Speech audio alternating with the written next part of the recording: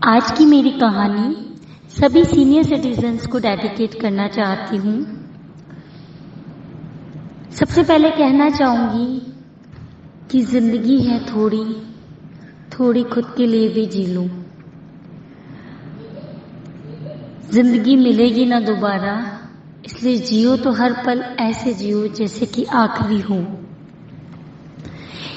अब मेरी कहानी शुरू होती एक गुड़िया की कहानी से। परियों जैसी बहुत प्यारी सी गुड़िया एक मध्यम वर्गीय परिवार में जन्म लिया, लेकिन परवरिश रानी महारानियों जैसी। लेकिन क्योंकि वो मध्यम वर्गीय परिवार था, जैसे ही चित्रकारिता करने लगती, उसकी दादी कहती, ये सब काम ना आएगा ससुराल में। मिन्नी की माँ, इसको कुछ रसोई में काम सिखाओ। उसकी माँ जोर से आवाज लगाती, मिन्नी आओ, मैं तुम्हें रसोई के काम में कामकाज सिखाती हूँ। आओ तुम्हें चाय बनाना सिखाऊं, आओ तुम्हें दाल में तड़का लगाना सिखाऊं।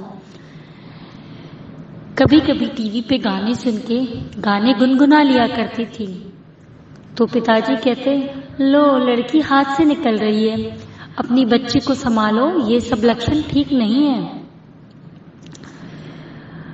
कभी गाने सुन के, देख के, माधुरी दीक्षित के गाने देख के, हेमा मालिनी का डांस देख के अपने पैर चला लिया करती थी, तो दादा दादी गुस्से से चिल्लाते और कहते, नटनिया बनना है।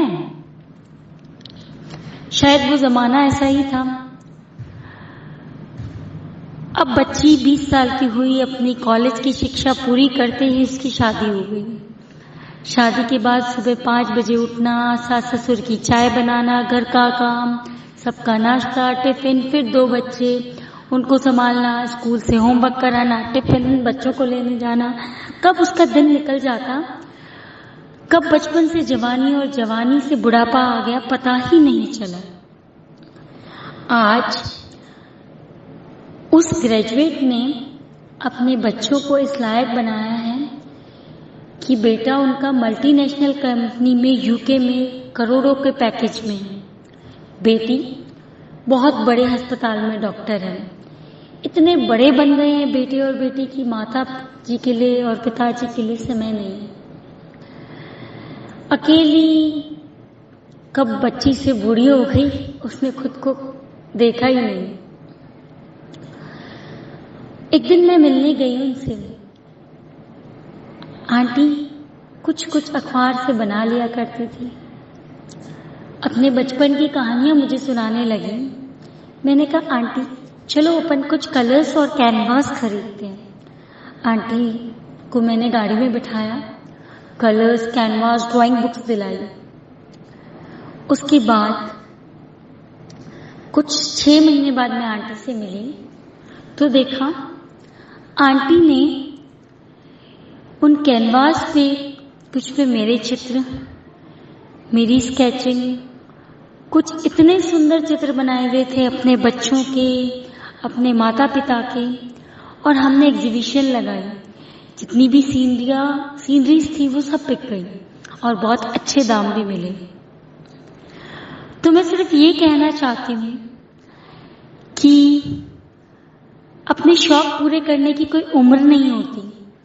तो मैं अपनी दादा दादी, अंकल आंटी, सभी सीनियर सिटीजन से कहना चाहती हूँ, आपने जिंदगी भर, शायद स्पेशली गर्ल्स ने, जिस कल्चर में हम आज से 20 साल पहले रहते थे, अपनी लाइफ अपने पेरेंट्स के अकॉर्डिंग जी, फिर अपने बच्चों और हस्बैंड के लिए, या हस्बैंड ने अपनी वाइफ और बच्चों के लिए।